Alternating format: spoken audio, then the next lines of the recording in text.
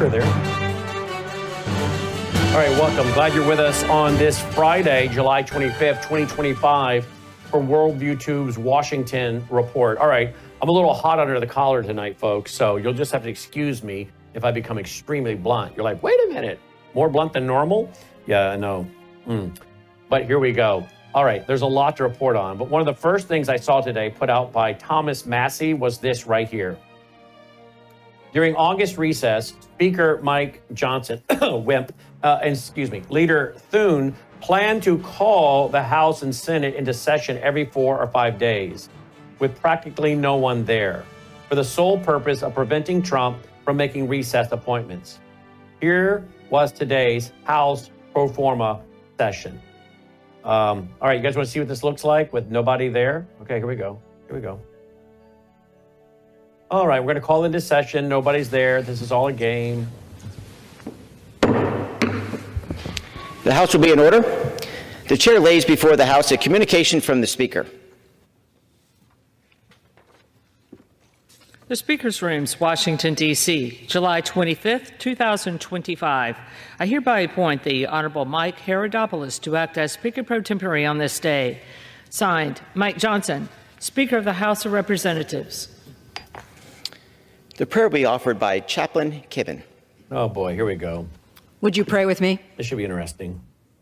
Gracious God, as those who have been called from the multitude of communities that make up this great nation now return to their districts, we pray your blessing on them, that they will find time not only to meet their numerous responsibilities, but to refresh, regroup, reframe, and rest after several long months of intense work because they work so hard. Yes, they work so hard. Lord, bless them and keep them. Keep them safe from all harm and the unwarranted attacks on their person and their loved ones. Lord, make your face to shine upon them and be gracious unto them, that they will walk in your way and receive your mercy as they turn from the way they may otherwise have chosen that was not yours. Lord, turn your face upon them, that they can do nothing but live into the love they find there. And grant us each your peace in these days, in these times, and in our hearts. Sure of the blessings we receive when we call on your holy name, we offer ourselves and our prayers to you. Amen. And why do you have to write your prayer down? You can't pray. Pursuant to Clause 13 of Rule 1, the Journal of the Last Day's Proceedings is approved. The chair will lead the House in the Pledge of Allegiance. Who on earth is this dude with the flipped hair? Did he lose his scissors? Do they not have barbers in the house? To the republic for which it stands, one nation, under God, indivisible, with liberty and justice for all. Wow, look at that haircut. Pursuant to Clause 4 of Rule 1, the following enrolled bill was signed by the Speaker on Thursday, July 24, 2025.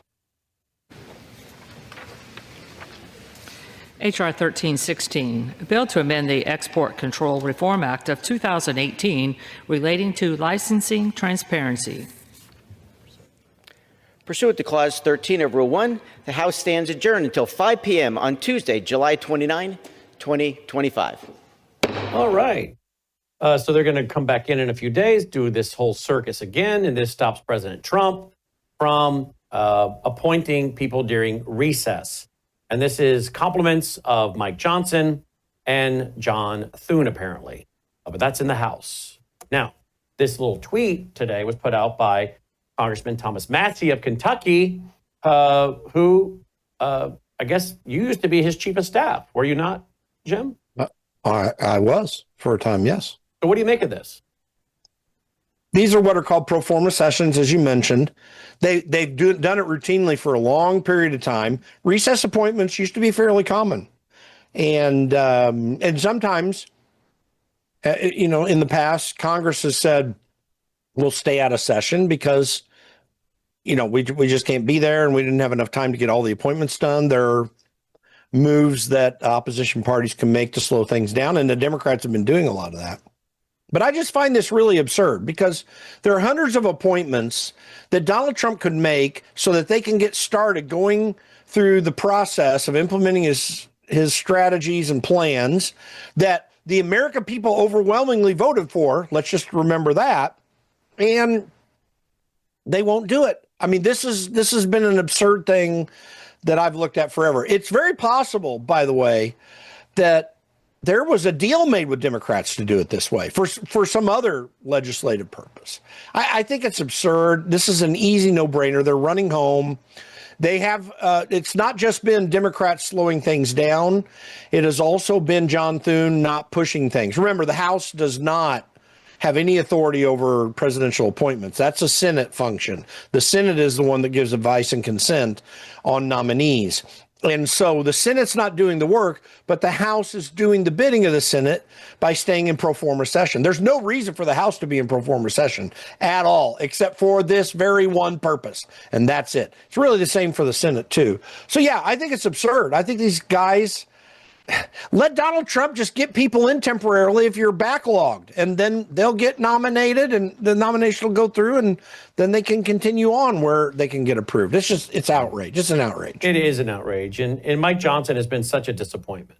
But of course, the day I saw him coming down the stairs with Paul Ryan after he was appointed or elected speaker, I thought, oh, there you go. I'm sorry, but Mike Johnson just gives off, in my opinion, the aura of a total wimp. An absolute wimp. But when I found out he was good friends with Tony Perkins, then that's all I needed to know. I mean, let me tell you, I can tell you plenty of things about Tony Perkins, all right? Including the fact that we warned the Family Research Council against hiring Josh Duggar. Okay, we had a pastor from Northern Virginia go to one of their vice presidents and warn him. I called this pastor and said, I think you have a guy in your church who's an elder, who's also over there as a vice president, Family Research Council. You need to get to them and warn them. Because I knew what was going on, because I was warned by a lifelong friend of Mr. Duggar about what was going on. And we were invited to their home at the end of a Worldview Weekend rally in northern Arkansas. And this lifelong friend, state senator who ran for governor, called me and said, walk away from that conversation. I did. And he said, don't go there. We weren't going to go anyway. I had to get back to Memphis with my family. But we were invited to come over to their home. And he said, when you get on the road, call me. And I did. And he began to tell me the whole story that now the public knows, almost all of it. And I knew that for years. And I tried warning these people in the pro-family movement. And guess what? No one apparently wanted to do anything. And then when it all came out, they were like, ooh, shocker. I'm like, really, guys? Really? Let me tell you something. Tony Perkins, I don't think has the guts to come on this program and debate me over what I just said. And I will tell you, I would almost always prefer, I hate to say this, I would most always prefer to work with a principled conservative who was not espousing their religiosity and spiritualism than I would what I find to be very disgusting so-called pro-life Christian leaders, pro-family Christian leaders in America. They are no different than the people many of them claim that they're trying to oppose. From hanging out with false prophets, false apostles, people who think they're raising the dead, reversing hysterectomies over the television. These people will run to these kind of groups because I guess they smell numbers and money. I don't know why. Pragmatism. But I had to write a whole book called Religious Trojan Horse, The Coming Religious Reich, to try to warn the country about the so-called pro-life religious leaders of America. Most of them are not people I would want to have anything to do with. I just wouldn't. And that's from years of personally dealing with these people. Jim? I've been in the political realm as a Christian, a follower of the way for more than 30 years now. And there is a serious problem amongst people who claim Christ, who get involved in politics directly or tangentially. I tell people all the time, without going into all the personality things, because this is a generally broad problem, people need to understand what the validity of it is. I have said now for a few years, and I worked around Capitol Hill for 8 years around members of Congress, and I knew or was acquainted with, up to my last day on Capitol Hill, all of the proclaimed Christian members of Congress, and I say about half of them vote like Satan. The reason I say that is this. Not so much because they're particularly evil in a particularly satanic way, but what they are is antinomians. In other words, they don't believe in law. That Christians who claim to follow Christ understand that God has a law, particularly the moral law, but many further iterations off the moral law that are plainly laid out in Scripture. They claim to adhere to that, yet they can't adhere, for example, to the Constitution, which provides, it's not a perfect document, it's a man-made document. But please, there's nothing immoral against Scripture in it. You should follow it to the letter. And they don't vote that way. I mean, Thomas Massey gets beat up on in many ways because he's making a serious attempt to be faithful to that Constitution. You can argue for or against whatever you think his approach is, but that is what's going on. And I maintain that well more than half of members of Congress have probably never read the Constitution all the way through. And they're certainly not voting like it. I wrote an article when Mike Johnson was elected Speaker. Basically, the title of it was, You Prayed, So Now What?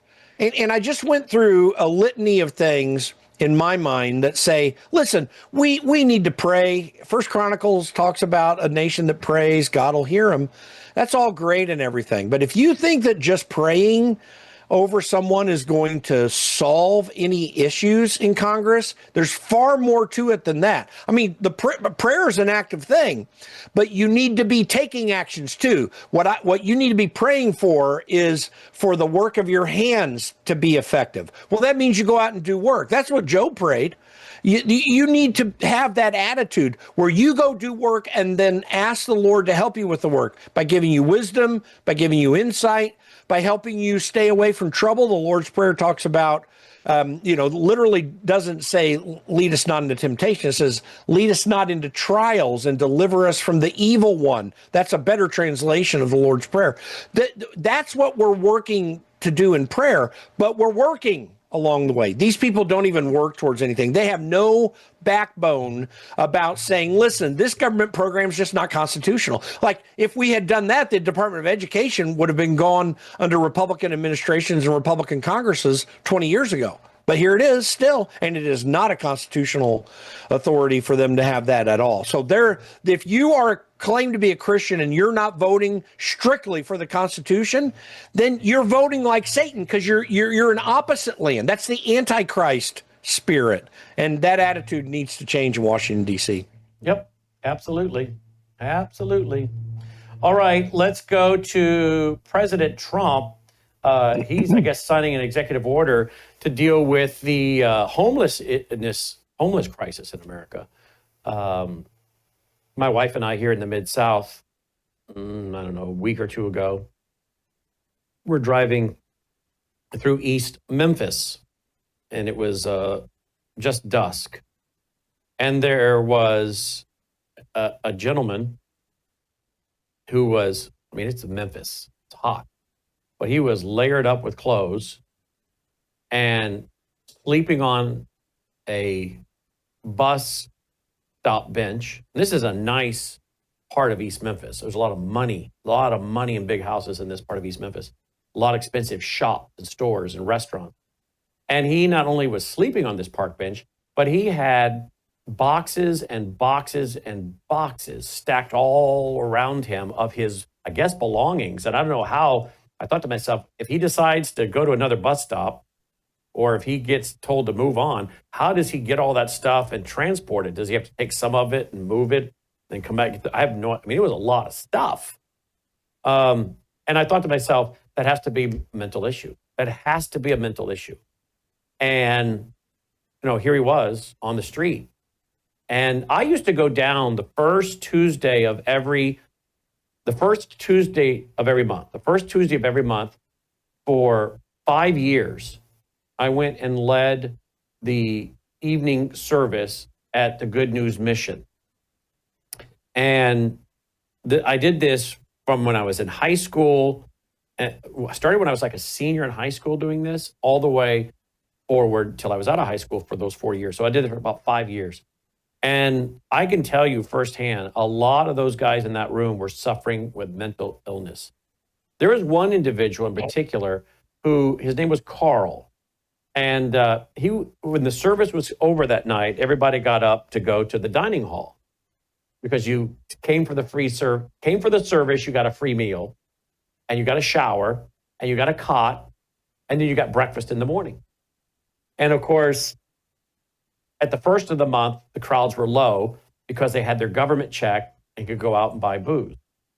Toward the end of the month, they'd run out of their government money, and they were packing them in. So if you wanted the bigger crowd, you would go toward the end of the month. But I was the first Tuesday of every month. And at the end of the service, everybody got up and left to go to dinner.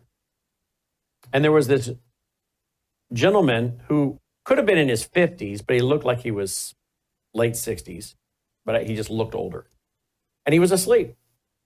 And I walked over. He was the only one sitting left in the chairs.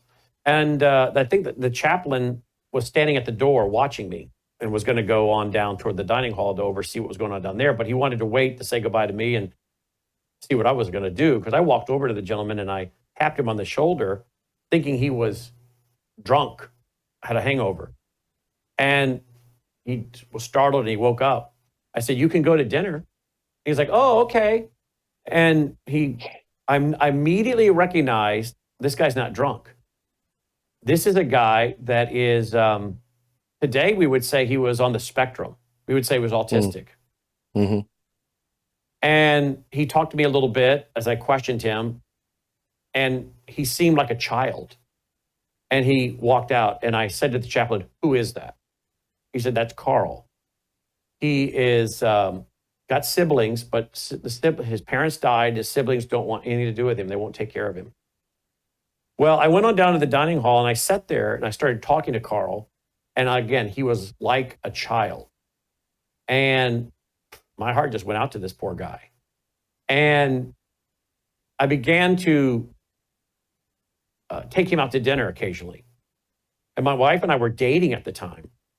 And I would pick him up with my then girlfriend, now wife, and we would go to Burger King or whatever, and then we would go shopping. Maybe we were going to go to the mall and walk around. We'd take him with us. We bought him some clothes.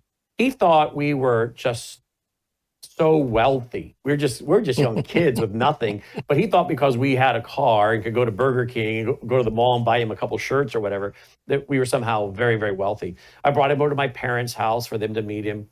And I kind of kept tabs on him. And I thought, this guy should not be on the street. And I began to work with the system. And we finally worked and got him into a house. And they would make sure he got his medications and what he needed. Eventually, he went missing. And he had a stroke, and he had to have surgery, he had to have pressure removed from his brain. And I visited with him in the hospital. And I did my best to keep track of him and help when I could. And eventually I lost track of him. And ever since then, I thought to myself, we as a nation have to, if not as I'm not big on tax dollars going for things like this, for charity. But as Christians, as Christian ministries and organizations, as churches, we have got to find ways to help people like Carl. Carl had no business being on the street, to be taken advantage of, to be robbed, to be beat up. It was no fault of Carl's. Carl was not an alcoholic. Carl did not do drugs. Carl was just on the spectrum. He was like very similar to Rain Man. You ever saw that movie? Or Mickey Rooney played a movie back in the early 80s about young man with disabilities. So when I see President Trump signing these kind of things, Jim, I'm thankful, but I also, of course, we got to make sure that the laws are written where people like you and me aren't deemed mentally disturbed because we're Christians. You know what I'm saying?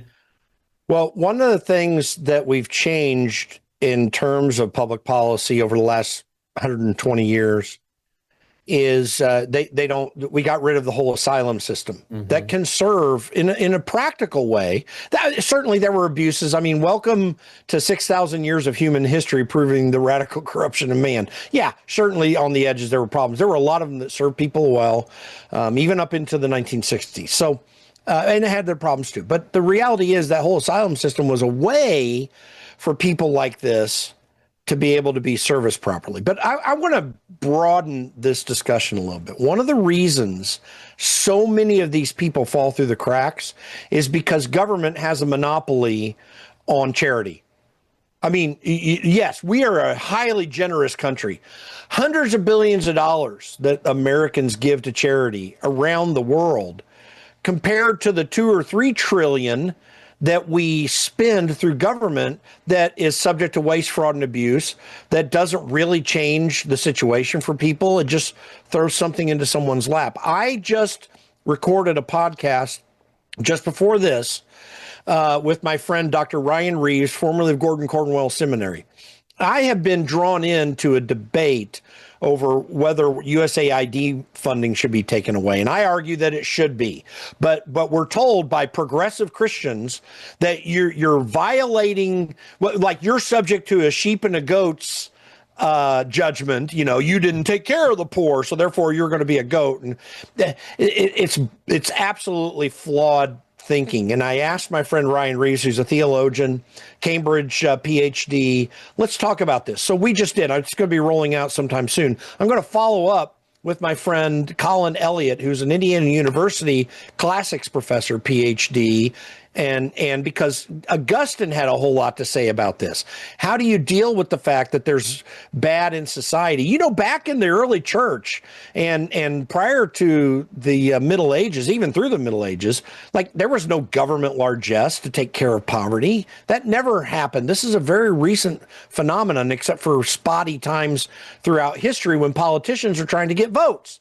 And the church came in from its founding and radically transformed the lives and livelihoods of people found at the edges of poverty. Justin Martyr, in his Apologia that he wrote to Antoninus Pius, the emperor of Rome, he made the case that the church was out doing all these charitable works. We talked about this with Ryan Reeves. And that used to be what the church was about. But there was never any participation in government, and frankly, a lot of headwinds by government.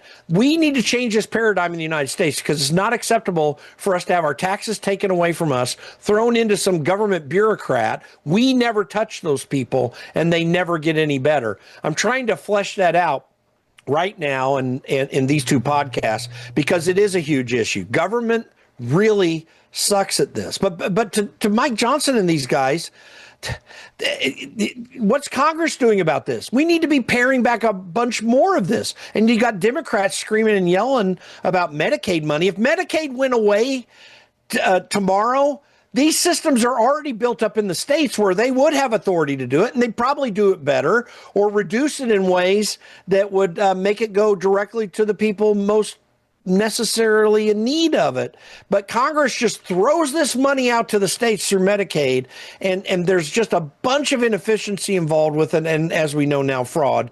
Politicians love to give money away. They love to take your money from you and give it to someone else. This is a major problem, and Christians should oppose it. We got to get back on track and back to natural charity that happens out of a Christian heart, not out of some government bureaucrat's dream. Absolutely, 100%. Look at this clip. Here we go, guys. Today, the president signed an executive order intended at addressing this issue with several key steps. It directs Attorney General Pam Bondi to reverse rules that limit municipalities' abilities to relocate homeless people. It also redirects federal resources to ensure people are sent to facilities for rehabilitation and substance abuse to get the treatment they need. San Diego County Supervisor Jim Desmond applauds the executive order. I'm ecstatic. I mean, finally, we're going to get to the root causes of homelessness. This executive order also calls for increased accountability in how the government provides and funds homelessness assistance and transitional living programs. That includes ending support for Housing First policies, which the federal government says deprioritize accountability and fail to promote treatment, recovery, and self-sufficiency.